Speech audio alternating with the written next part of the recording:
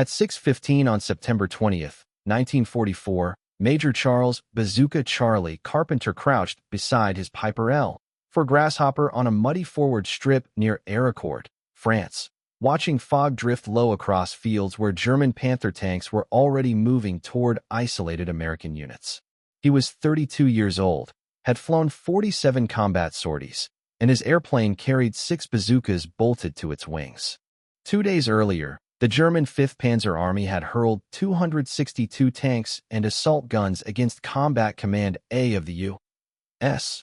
4th Armored Division in the largest armored clash fought by American forces on the Western Front.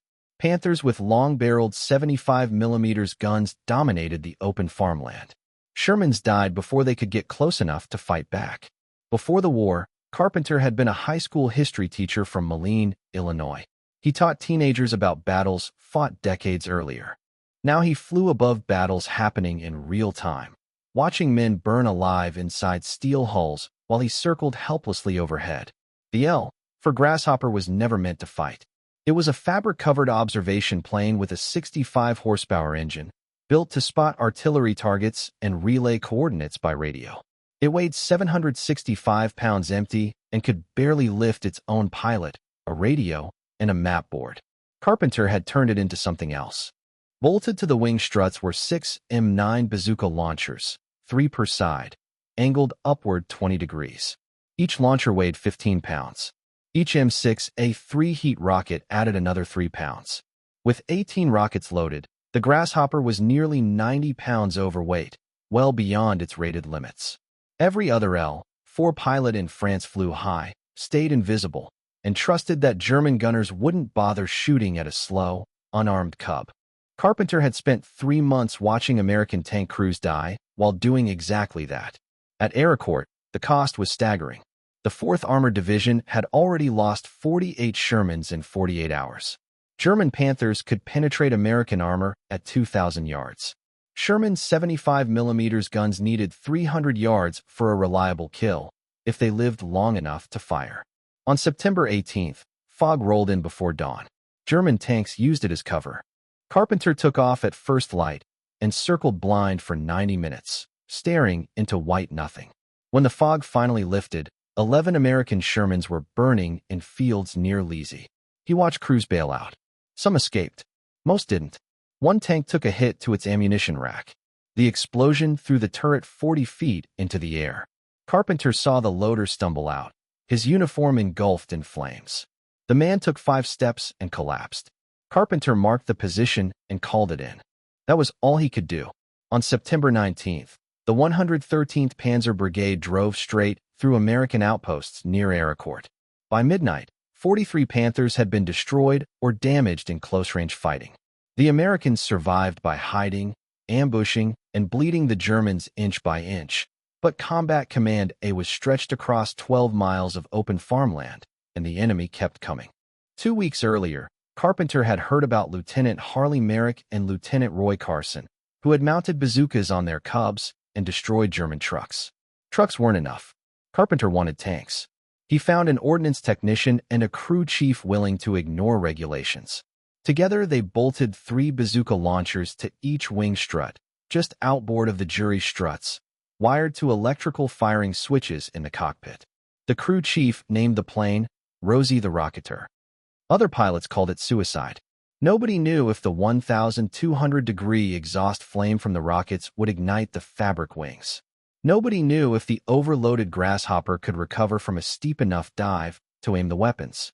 Nobody had tested it under fire. On the morning of September 20th, fog hung low again. German armor was moving. Carpenter climbed into the cockpit alone.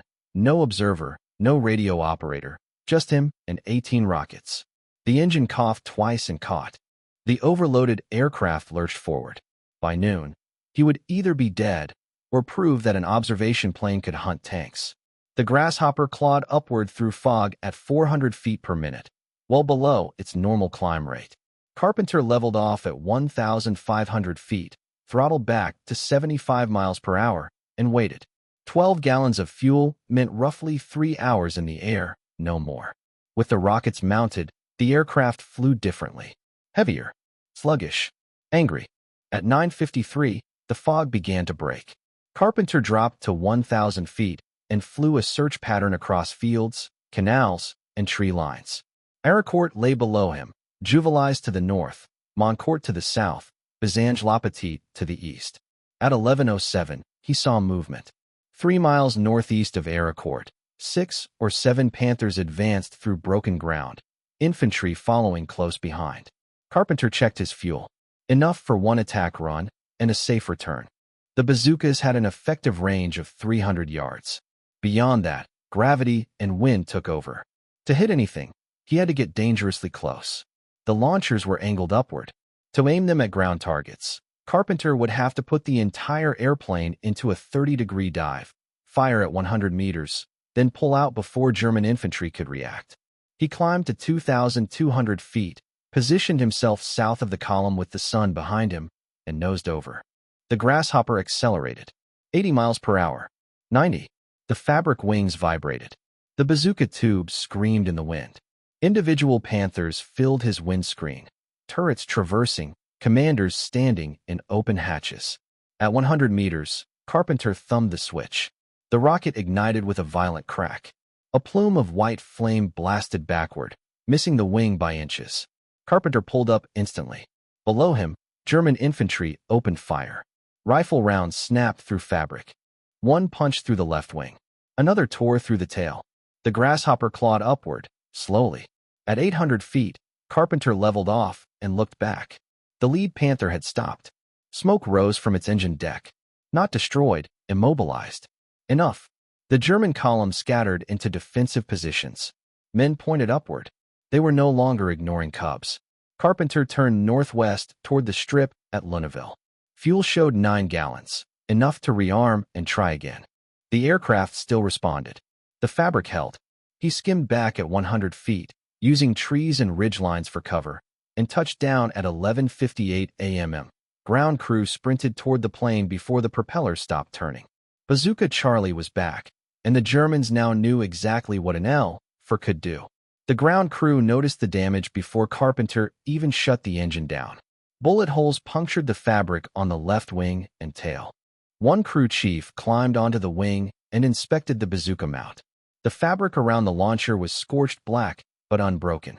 The steel tube had channeled the rocket exhaust just far enough away from the cotton skin to prevent ignition.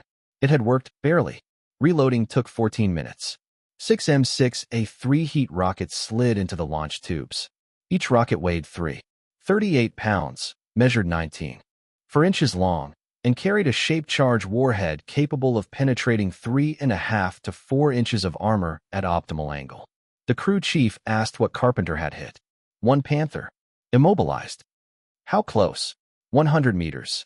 The crew chief shook his head. That's insane. Carpenter replied.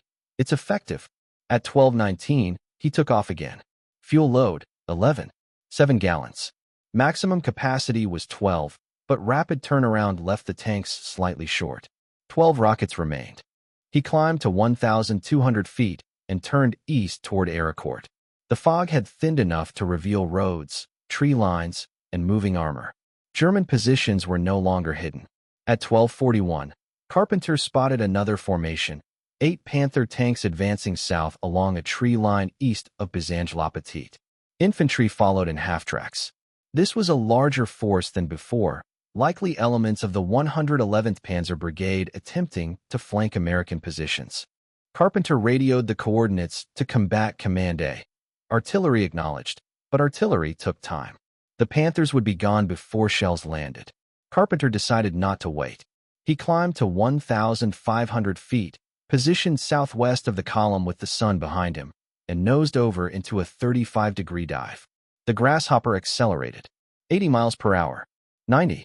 The lead Panther filled his windscreen. Carpenter armed the launcher. At 100 meters, he fired.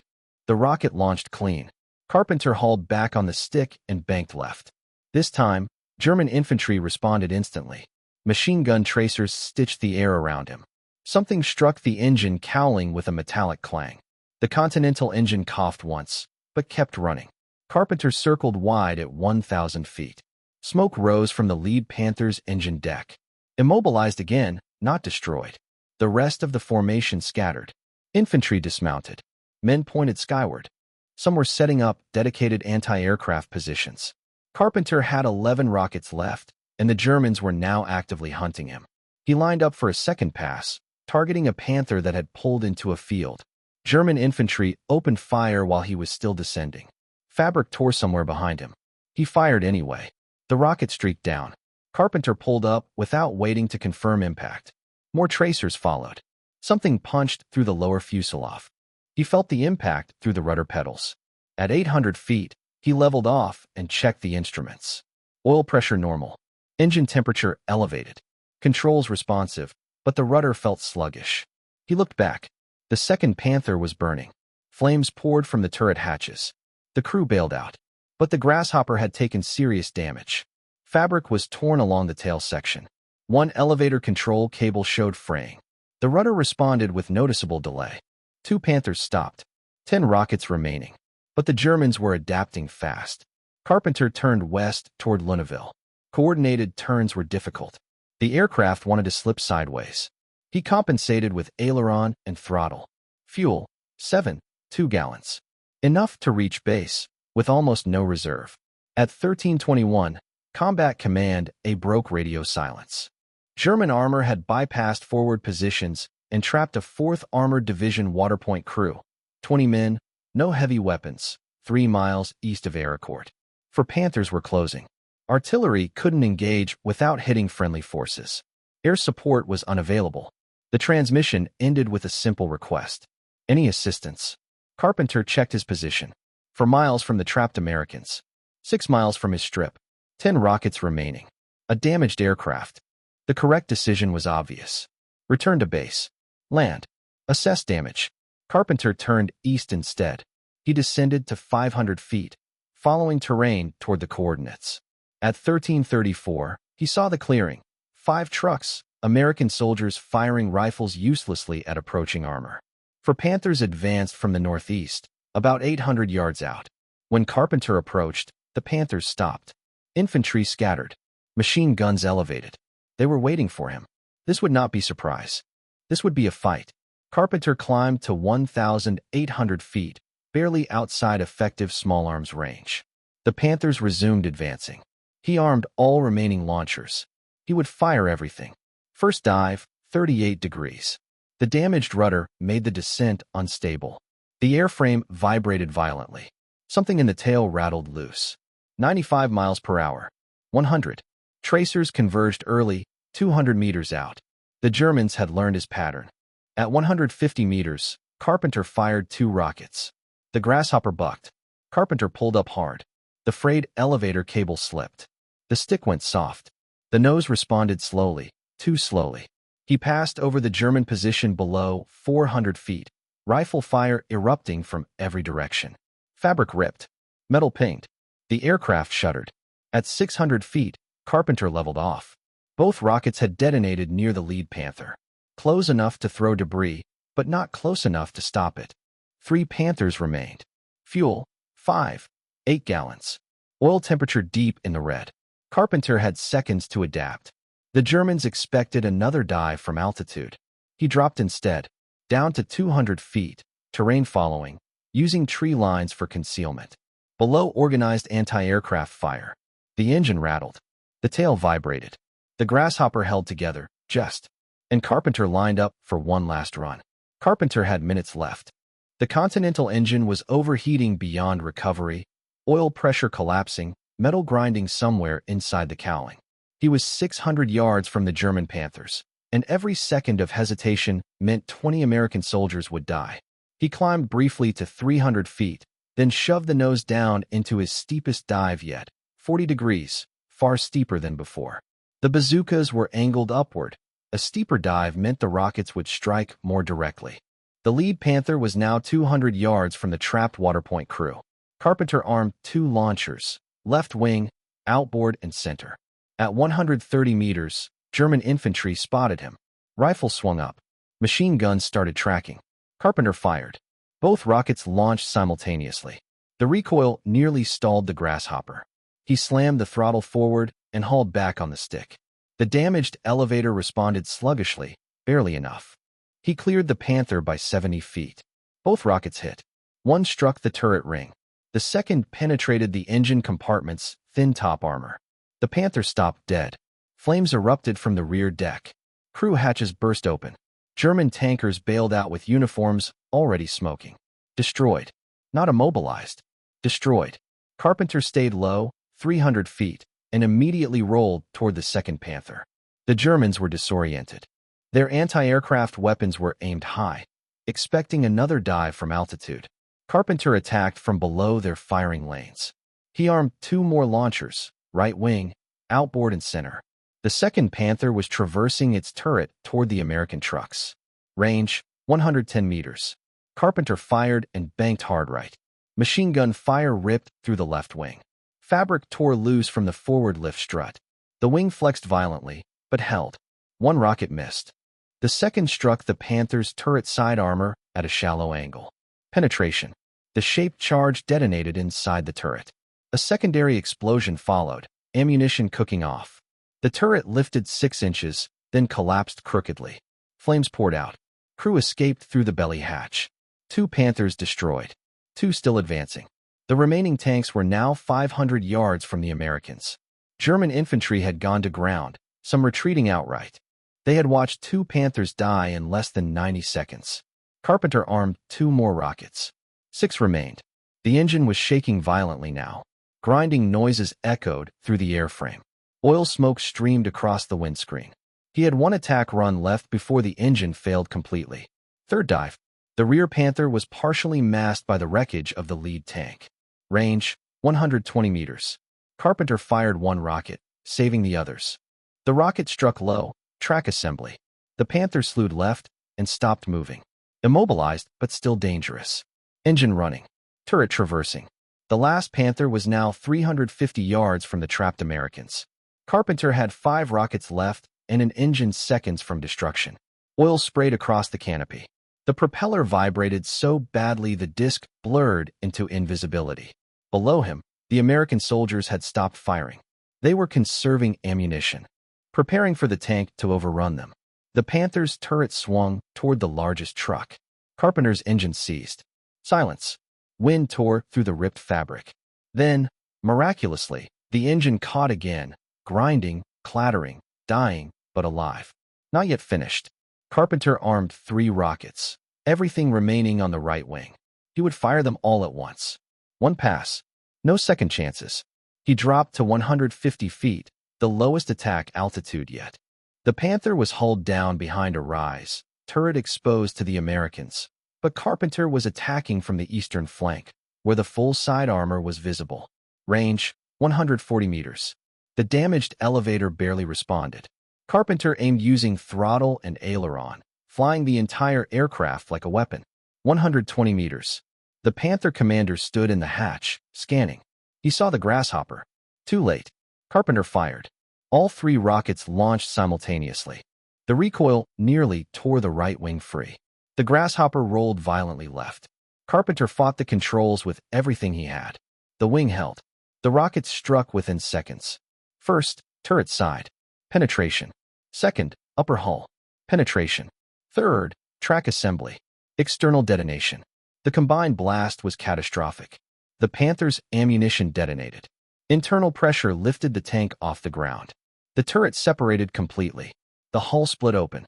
Secondary explosions continued for 15 seconds. No one escaped. 4 Panthers neutralized. 2 destroyed earlier. 1 immobilized. 1 obliterated. 20 American soldiers were alive. They were already loading trucks and evacuating while German infantry remained scattered and stunned. Carpenter turned west. The engine was dying. Metal fragments rattled inside the cowling. Oil covered the windscreen. The temperature gauge had failed entirely. 2 miles from Lonville. The engine seized again. This time, it did not restart. The Grasshopper became a glider, badly damaged, overloaded, never designed for unpowered flight. Carpenter trimmed for best glide, 65 miles per hour. Altitude, 800 feet. Descent rate, 400 feet per minute. 2 minutes of flight remained. 1 mile from the strip. Altitude, 400 feet. He could see the runway. Ground crew were already moving fire equipment. He was too low. There was a plowed field northeast of the strip, soft earth, bad landing, but survivable. Carpenter aimed for it. 100 feet. 50. He flared gently.